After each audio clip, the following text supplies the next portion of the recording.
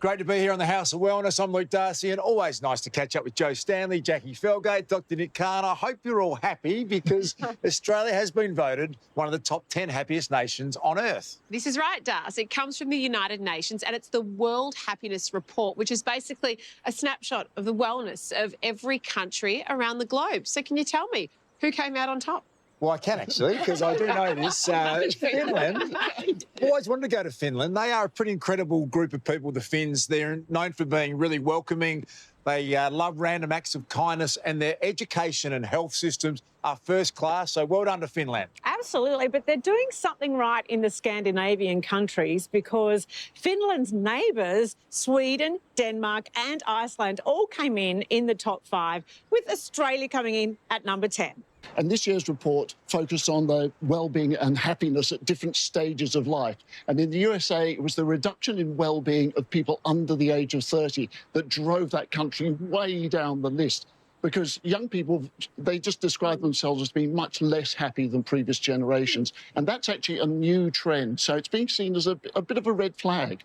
Australia came in, as you said, at number 10, which is 2 places higher than last year, which is great. But I think one of the reasons we are so happy is because of our rich cultural heritage. Including our own Australian musical icon, the didgeridoo, Jack, which takes a special kind of breathing technique to play effectively. And experts believe that that could hold the key to treating some common diseases. Let's take a look. In 1993, Dean Frenkel found himself out of breath and out of his depth. So I had smoking-induced asthma, which wasn't very smart. I was nearly 30 years old and I was coughing my guts out with every piece of exercise. So there was an imperative that if I really wanted to make it to 40, that I give up cigarettes. And I needed more than just simply giving up cigarettes. I needed some oral thing, something to do with my mouth that would actually persuade me to go through with it. Rather than swapping his cigarettes for toothpicks or chewing gum, Dean decided to take the opportunity to learn an iconic Australian instrument. So what I figured was that whenever I had a craving, rather than having a drag of a cigarette and then spluttering, I would do the opposite and actually do something that helped to rehabilitate my lungs. So every time I felt like having a cigarette, if I had a didgeridoo around, I'd blow the didgeridoo. Dean's choice of cigarette supplement might sound peculiar, but in fact, he's far from the first asthmatic to pick up a didgeridoo for health reasons. My name is Uncle Paul Chapman, and I come from the Waka Waka tribe from Queensland. And at the moment, I live down here in Victoria, and today I call myself a Victorian Aboriginal. First Nations elder Uncle Paul says he never experienced any issues with his breathing until he moved to Dja Dja Wurrung country in northern Victoria. I came down here to Victoria and I couldn't breathe properly. And then I was thinking, hey, wait a minute, what's happening here? And then I was diagnosed with asthma. And I mean, it was really, really bad. I couldn't hardly breathe. And the only thing I could think about was getting back playing the didgeridoo. And the moment I got back on the didgeridoo playing, the asthma's gone. And even if it actually creeps back in again, I play the didgeridoo and it just keeps going and going and going. So the didgeridoo is really, really important, man. It's my medication. Unlike other wind instruments, the didgeridoo, or yidaki, is played using a technique called circular breathing, which involves continuously blowing air out through the mouth while breathing in exclusively through the nose. While extensive research is yet to be done, several small studies have looked into the health benefits of learning this technique, with results suggesting it may help reduce asthma symptoms, alleviate stress, and even manage sleep apnea. It does not surprise me one bit, because the moment you're always going back down inside you to breathe, and it's from right down here in your diaphragm, you're just cleansing yourself. When we play the didgeridoo, we're releasing all that fear that's inside of us.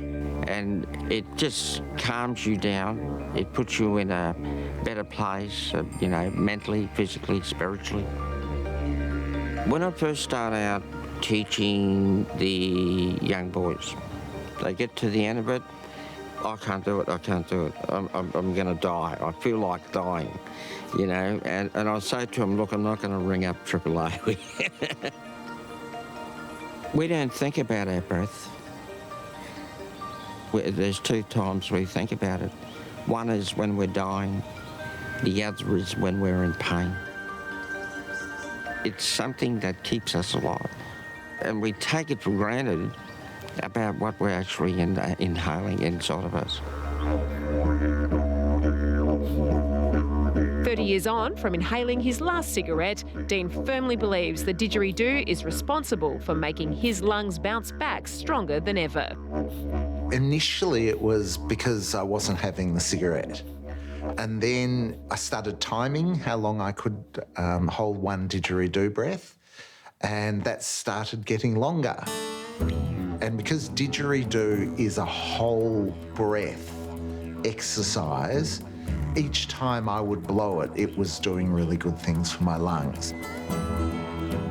12 years after I gave up cigarettes, I made an attempt to get the Guinness World Record for longest continuous vocal note. And it was such a far cry. It was like two different people. That then was the catalyst to the next stage of the journey, because I realised that if a breath program could enhance my respiratory functioning to that degree, then I could train others to do the same. Okay, we're going to start off today as we usually start off, and that is with your longest E. So take a very big breath, and when you're ready, Ben. Today, Dean works as a voice and breath coach, teaching clients such as naturopath Ben Deutscher how to maximise their respiratory health. So the didgeridoo is an optional component to it. So the program works with or without didgeridoo. With didgeridoo, the didgeridoo is a power tool. Yeah, so as a naturopath, I would often use breathing exercises to help people who might be dealing with stress or anxiety. And I'd get them to do, typically an exercise might be breathing in through the nose on a count of about 4. So hold and then slowly exhale. With the didgeridoo, you can actually extend that breath a lot longer. So I've actually done up to 90 seconds with a continuous out-breath, and there's no way I could do that just with a typical breath. So, and it's being able to do it over an extended period of time, even if it's only 30 seconds or a minute, you really get into a bit of a meditation. According to tradition, only men should play the didgeridoo, but Uncle Paul stresses that this doesn't mean women can't engage in circular breathing, and he encourages all men to give the instrument a go. It doesn't matter whether you're Aboriginal, Australian, multicultural, and if you feel inclined to play the didgeridoo, then please step up and come forward, and I believe all the men should be playing it. Don't you love that sound? It's quintessentially Australian. Just love it. Well, speaking of hot air, that is a segue. You know how we love, a very good one. You know how we love an obscure study on this program? We do. Well, I've got one for you, and that is about busybodies and gossiping. It's new research out of the US, and it found that being a gossip can actually help bond social groups. Yes, so research found that people who exchange information about an absent third party, in other words, talking about people behind their back, provide key information about how and who to interact with. It's sort of like leaving an anonymous star review on a service app. And it can actually help bring large groups together, which sounds bizarre, but maybe that's because everyone's trying to stay in the good books of, like, the gossiper. But what it also found is that we spend an hour a day talking about other people. But, you know, I'm of the school that if you can't say something nice, don't say it at all. Agree. What do they say, though, Joe, that if someone's gossiping to you about someone else, that you're next? Absolutely. Sounds like a This is depressing. proper relationship killer to me. Hey, speaking about relationship killers, snoring, here's Dr. Nick Carr to give you the latest on what goes on with snoring. It's said to be the third most common cause of divorce, and yet many of us don't even know we're doing it. I'm talking about snoring.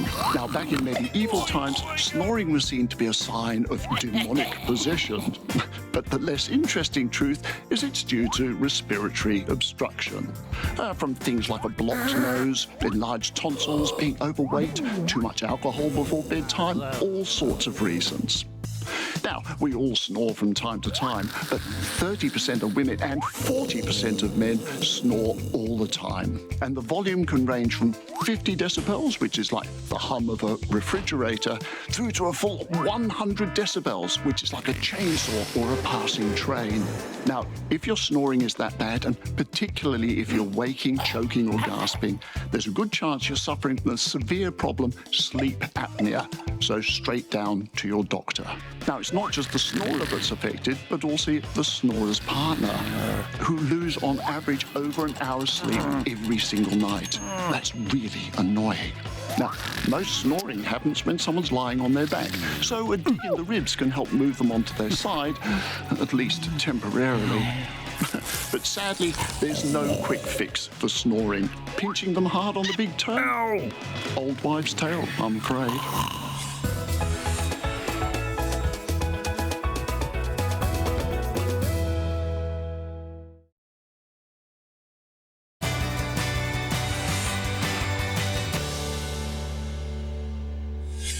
Like aerobic exercise improves your lung function, breathing exercises can make your lungs more efficient.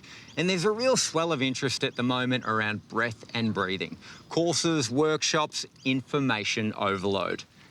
Who would have thought there is so much to learn about something we automatically do over 8 million times per year?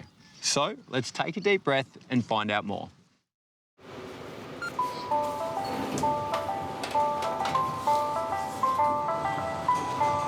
Ella, in its simplest term, what is breathwork? Breathwork is paying attention to the way that you breathe to change the chemistry of your blood, to change your state of consciousness, and to just bring you into your body completely. Do we breathe correctly? Most of us know. The majority of society is using their mouth to breathe or breathing just into their chest, not into their belly. So no, lots of us are very dysfunctional breathers.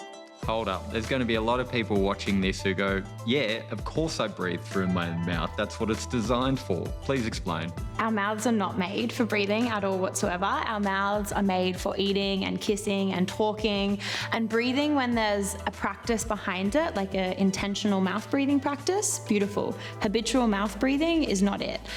We're not getting any of the gas exchange that we need to get when we breathe in and out of our mouths because our noses are this super underrated organ, right? So it's not just this tiny little thing that's like coming off your face. It is so much more happening in there. And when we breathe in through our noses, we're mixing it with this gas called nitric oxide. And nitric oxide is helping the gas exchange in our bodies. It is filtering the air, it's controlling the amount of air that we take in, and it's heating the air up to the perfect temperature, whereas our mouths do not do any of that.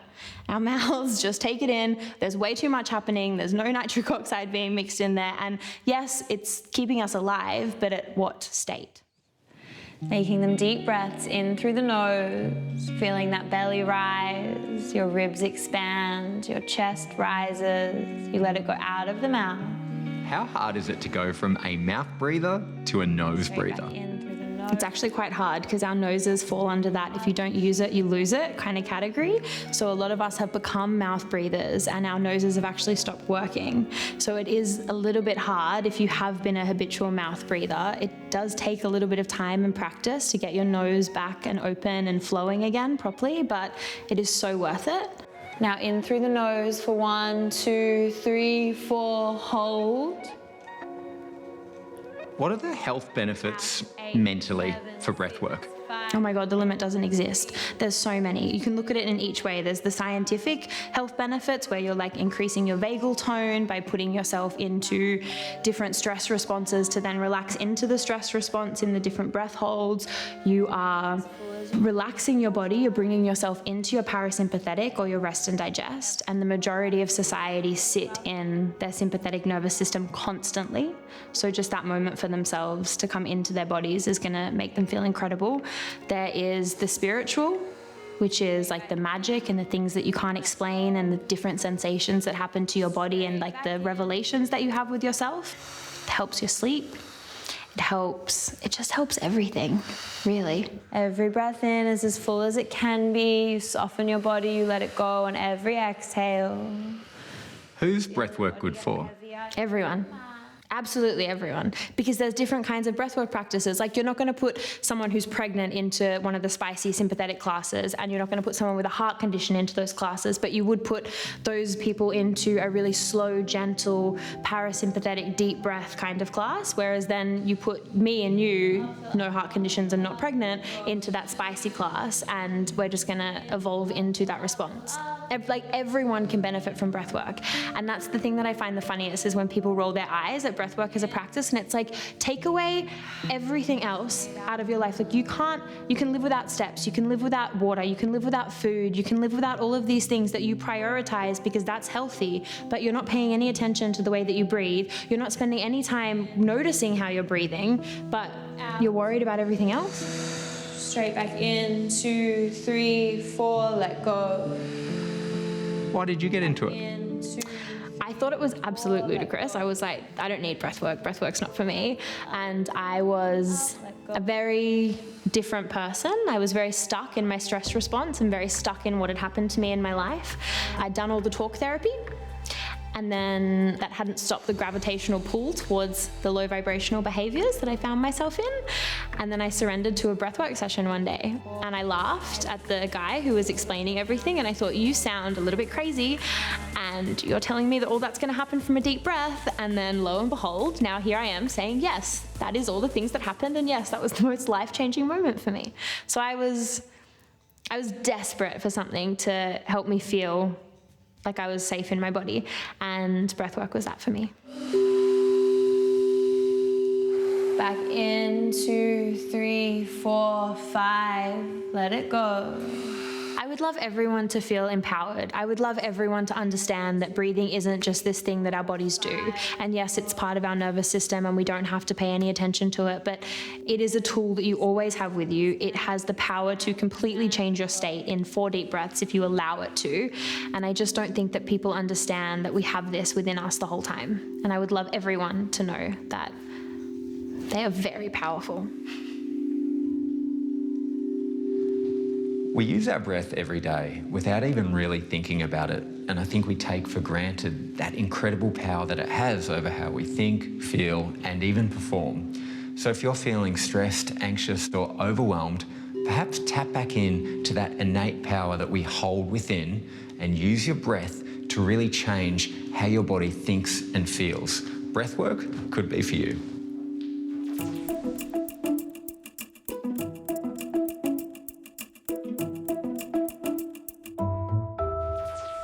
Well, Nick, I think most of us have got an image in our mind of what the typical smoker looks like, but a recent survey of the 2.5 million smokers in Australia paints a fairly different picture. Yeah, I found this absolutely fascinating, Darcy, and this was a study out of the Australian National University. It was published just this year, and contrary to what we believe, it turned out that the typical Australian smoker is actually an educated, non-Indigenous, employed man living in the city and enjoying good mental health.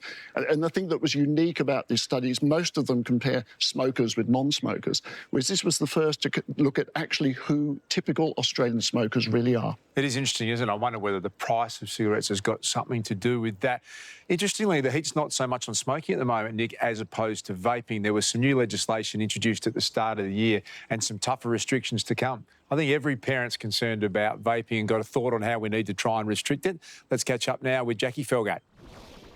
There are over 18 billion, yes, billion posts on TikTok using the hashtag vape, and many of these come from vaping influencers who are marketing e-cigarettes. As a mum of 2 young kids, I'm as keen as the next person to tackle this public health crisis, with over 3.5 million Aussie kids aged over 14 currently smoking or vaping. So, what is the best way forward for our kids? We are the first country in the world to attempt to ban disposable vapes. They can only be obtained by prescription with the aim to quit nicotine. But since the ban on products this year, there's few signs of stopping their use, with illegal vapes with nicotine content freely available. From a health perspective, there's no doubt vaping is harmful. Lung inflammation, cell death and DNA damage caused by highly toxic chemicals. And with no regulation, there's no measure of quality control. Apart from the dangers associated with vaping itself, the concern is that widespread vaping will reverse the already great work in reducing kids smoking. Words that ring true, given there's a rise in cigarette smoking in 14 to 17-year-olds for the first time in 2 decades. So what's next? Prohibition or a total ban? And when does a total ban on anything actually work? Would a ban just fuel the black market trade? And would there then be absolutely no regulation in the kinds of toxic chemicals that are put into these devices? What we really need is stronger public health policy, because right now, frankly, the genie is already out of the bottle. E-cigarettes might seem innocent and appealing, but the truth is, many e-cigarettes contain poisonous chemicals, such as those in biofuel, paint thinner, and bug killer. In fact, more than 200 chemicals have been detected in e-liquids. It's time to see through the haze. Get the facts on vaping.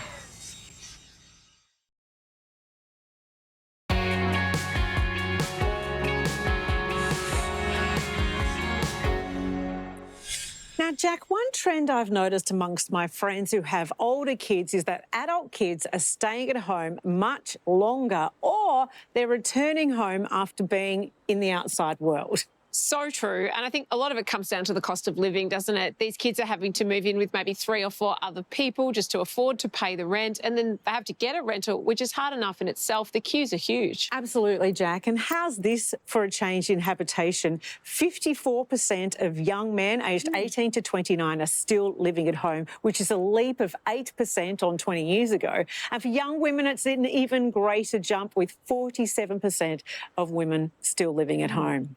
And you hear about it all the time, don't you? People are getting married later. They're spending more time getting educated. Their whole lives are more delayed than what they were from when we were younger, I think. And I think that's part of it too. Yeah, but you know what? I love my daughter so much. I would be happy if she stayed at home forever. I think Mum will be flying the coop as quickly as they can.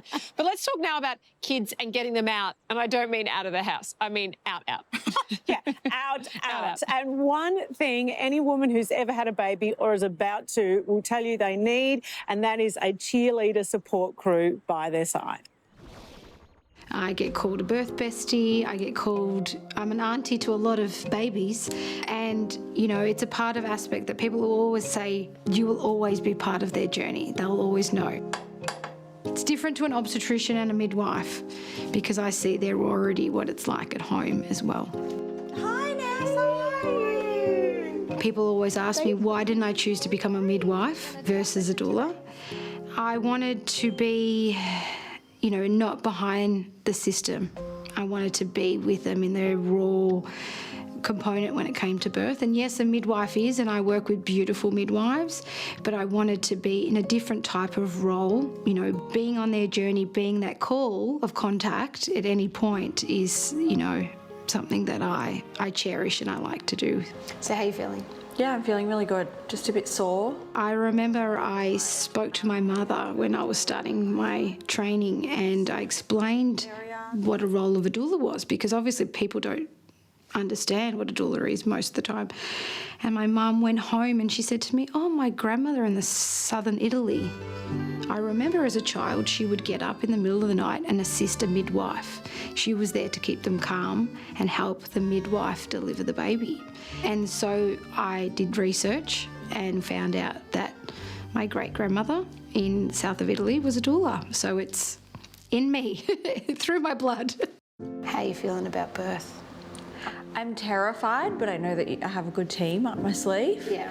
I believe that having a doula is that extra layer of reassurance. So you have the doctor, which is great, but then you have the doula that you can call 24/7, 7 days a week, and I can be like, hi, can I eat the chicken that's a day old? And she'll be like, yes or no, and there's that reassurance then rather than me bothering a doctor. I think there is lots of birth trauma, and birth satisfaction is the most important thing that women are looking for. And to be able to have that element of emotional support and education is probably the biggest reason why people are on to look at changing their birth. And that's an aspect of why people are looking for doulas. If depending on what labour looks like, remember it's not like the movies that your waters break and you're at Coles and then all of a sudden it hits the floor. Doesn't work like just to pick up a phone and have someone that is not your mum, not your sister, not your friend who's judgmental, or they see it one way and not your way. And she's gone through pregnancy herself also, and she's birthed, I think, over 70 babies. So I know that I'm talking to the right person, and she just calms my nerves. Really, people are wanting to be able to feel supported emotionally. I think mental health in the birthing and fourth trimester, because we always forget about the fourth trimester, is to be able to have that village. And we did have those village back in the time, but now it's creating that, and how we do that, and that's through a doula. Things were a lot different many, many years ago. As a woman going through birth, you would have seen hundreds of births beforehand. Women's in the village, your mother, your sister, your auntie, all these people will have actually had babies around you. So it was not something that was foreign to you when you actually gave birth. So nowadays, the only real exposure we get to birth prior to our own is really only through social media and also through the television, which of course is not a true representation of what birth is actually like. I'm having trouble breathing at the moment. Yeah. So I think as an obstetrician, I can certainly provide really good medical care for my patients. But, you know, we all need to know our limitations. And as an obstetrician, I'm not in tune with all the mental and anxieties that are around, pregnancy and birth. I think the reason he chose to have a doula within his practice, he does talk about it very often, that there's an element that he understood that he couldn't bring. Obviously, he's medical, and the emotional and physical support in a different aspect, because obviously doctor and midwives go in that mode when things happen, but he understands, and he would obviously love to, and he does, being able to give that to his patients. But in the time that he's medical, he knows that part of his team is giving their support. All right, so the most sensitive measure of the baby's health and well-being is their belly size. Vanessa is exclusive to my obstetrician, so they work as a birth team, and that is why I chose my obstetrician, because I found Vanessa online and then found out that she works exclusive with Joe Scroy. She's basically like a baby therapist for pregnant women. Magnificent, happy, healthy, happy baby. Having someone where we both know each other's roles really well, it's a bit like having a co-pilot and a pilot on a plane. It means that we're understanding what our position and station is in terms of the whole birthing process, but more importantly, we're able to leverage off that common knowledge to support the woman during her pregnancy, birth, and obviously in the postpartum period. The nappies are in here. Okay. Any problem, any pain, any question that I have. I had some bleeding early on in the pregnancy, and she troubleshooted with me through that. And then, the end result was me going in to get checked. But if I didn't have Vanessa, I would have never have known what to do in that moment. I think doulas provide that ongoing reassurance. There is a path that moves through pregnancy, and there's a path that's going to happen through the process of birth and certainly in the postpartum period. And sometimes we just need a reassurance that that path that we're navigating is absolutely normal. It's just having that reassurance constantly through this whole process. And she's got me to 35 weeks, so That's the biggest challenge, and then we've just got to get to the end. As I help women create their village, I have a village at home that allows me to be able to be on call, and they, you know, my children love and get a buzz when the doula bag comes out, that they know that there's a baby coming, and so they're very much part of the journey. But when I am at home, and clients know I'm a mother and they know that I have children at home, so they're also very cautious that I'm filling up my cup and spending family time. So it's a juggle, but I couldn't think of anything else to be doing. It's something that I absolutely love.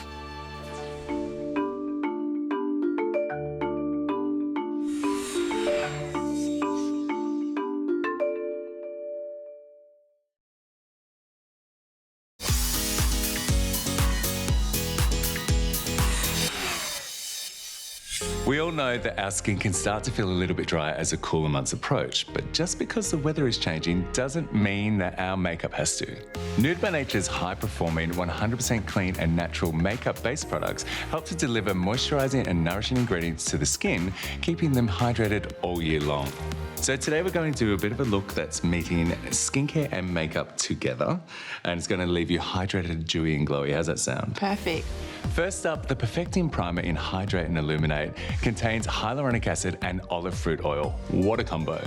These ingredients hydrate and protect the skin from dry conditions, infusing it with moisture. The lightweight formula blends seamlessly into the skin, plus it extends your makeup wear, and it contains light reflecting pearls to give that natural, even glow. For the ultimate makeup and skincare hybrid, you cannot go past the Hydra Serum Tinted Skin Perfector. This serum delivers a lightweight, buildable coverage while delivering maximum hydration for a beautiful glowing complexion. It's enriched with hyaluronic acid microspheres and vitamin E, which moisturises the skin. Australia's own Kakadu plum, which is the world's richest source of vitamin C, helps to nourish and protect the skin with antioxidant defense. Hear that?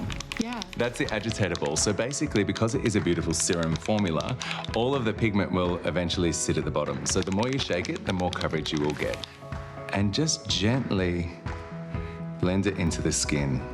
It smells absolutely gorgeous, doesn't it? Yes, it does. The Virgin Blush is like the icing on the cake. It's a loose mineral blush that helps to define the cheekbones and add that beautiful, healthy glow. The Featherlight formula is comprised of 100% natural ingredients, including jojoba esters, which helps to ensure that your cheeks stay radiant and moisturised all day. Most importantly, it's a sheen, not a sparkle, so it's great for all ages. So my top tip is open your pot upside down, because then all the loose pigment stays in the lid and you just work it from there.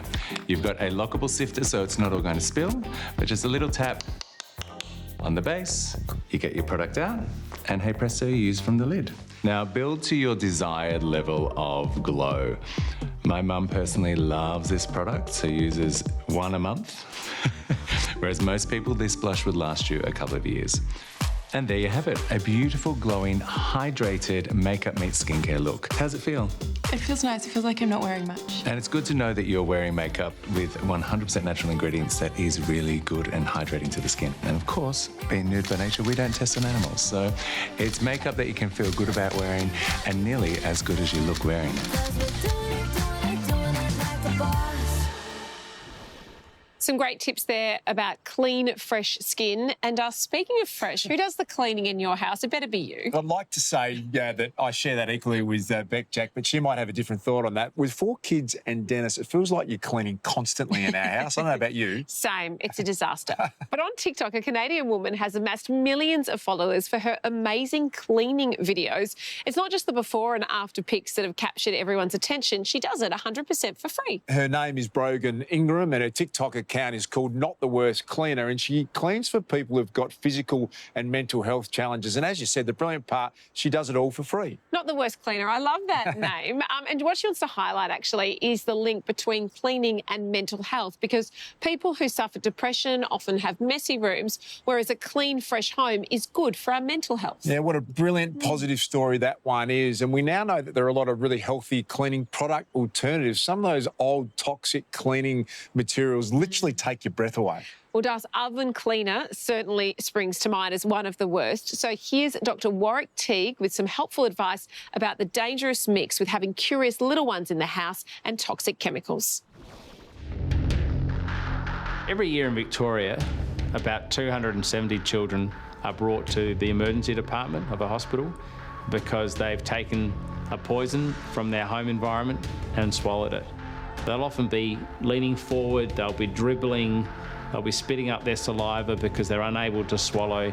And that's a heart sink moment for me as a surgeon, because I'm seeing beyond that child and their bubbling mouth and thinking, oh goodness, there's a significant burn inside.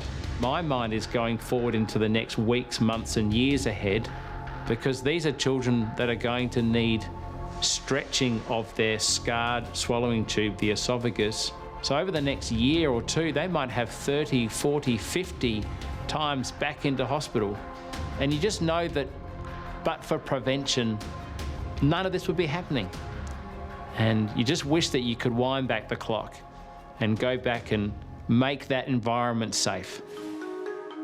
So most cleaning products are poisonous.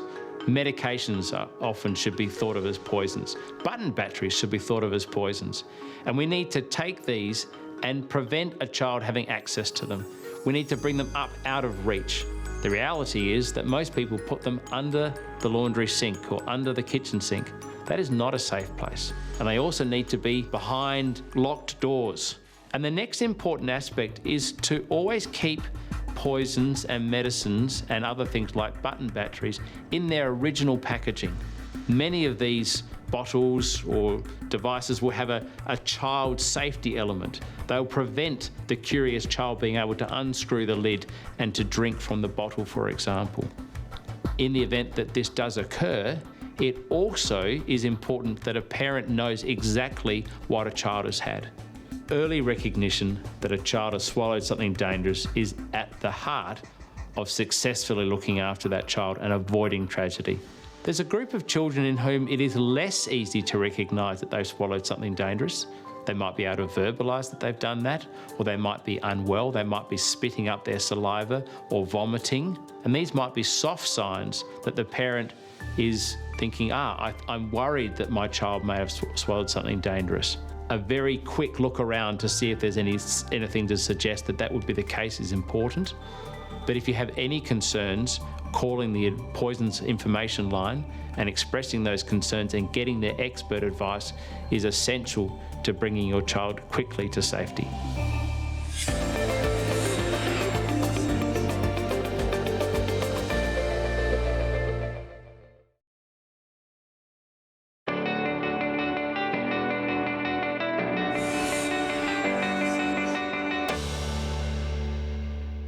Life is busy and at times stressful, and the stats prove it. Almost a third of Australians will experience an anxiety condition in their lifetime, with 48% experiencing stress daily in the workplace. When you have that weight on your shoulders, it can be hard to see the light at the end of the tunnel, but thankfully we can turn to the herbal world for assistance. Ashwagandha has a long history of use in traditional Ayurvedic medicine. This small shrub with yellow or greenish flowers is known as an adaptogen, meaning it helps the body adapt to stress and mild anxiety. Its plant powers also support a healthy stress response in the body. Despite everyone feeling stress differently, there are some common symptoms, including a lack of mental focus and clarity, plus poor sleep quality. Ashwagandha may provide relief, assisting with improving cognitive function, plus helping to reduce sleeplessness. While the plant is native to India and Southeast Asia, we don't have to travel to experience its benefits. Extracts from ashwagandha's roots or leaves are used in supplementation. Caruso's ashwagandha delivers a one-a-day therapeutic dose of the herb, using clinically trialled ashwagandha extract to address the underlying effects that stress places on an individual. Supplementation is just one part of the picture when it comes to managing stress or mild anxiety. There are solutions all around us, from a bit of escapism in the form of a book or a podcast, to getting out in nature or simply venting to a friend. Whatever lightens life's burdens for you, make sure you make time to do it. Thanks to Heinzie there for ways to help keep anxiety at bay. Now, Das, I know something that really stresses you are snakes. There's a few things, but snakes are at the top of the tree, Joe. I've got a irrational fear of snakes, and there's been a few nasty snake bites in Australia this year, which always makes me a bit nervous. Well, you'd be pleased to know that peak snake season is almost wrapping up. However, in the US, peak rattlesnake season is about to start. Great new scientists around the globe are working on a universal anti-venom, and that cannot come quick enough for me. Yeah, researchers say that they have made a synthetic antibody that blocks the effects of lethal toxins in a variety of snakes. Sort of a one-shot cures all. How good's that? Yeah, brilliant. Good luck to them. I hope they keep working very hard on that one, Joe. And while they're working on that universal anti-venom cocktail, Zoe is in the House of Wellness kitchen, a much safer place, by the way, and she has prepared a very beautiful salmon dish. Let's have a look. If I was to make a list of all the superfoods with maximum nutrients, salmon would be right at the top. And my nut-crusted salmon with walnut and roast capsicum puree proves that both taste and health can exist on the same plate.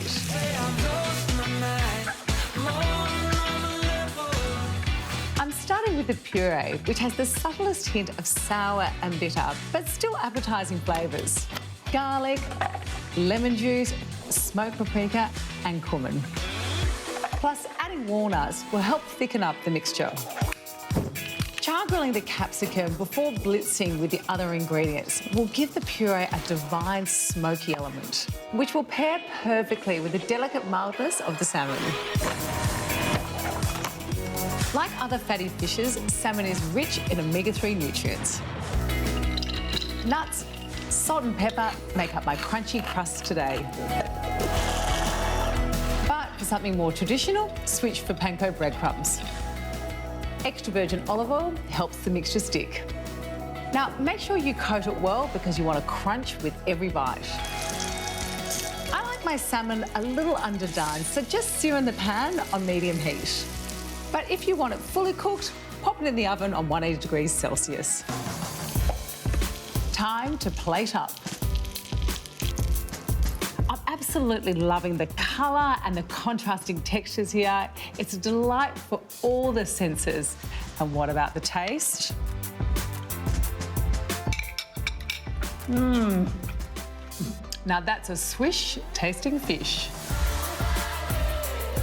Get Nourished is brought to you by Swiss Ultiboost High Strength Krill Oil, a premium quality, sustainably sourced formula to relieve knee pain and stiffness in mild to moderate osteoarthritis and support heart, brain and eye health.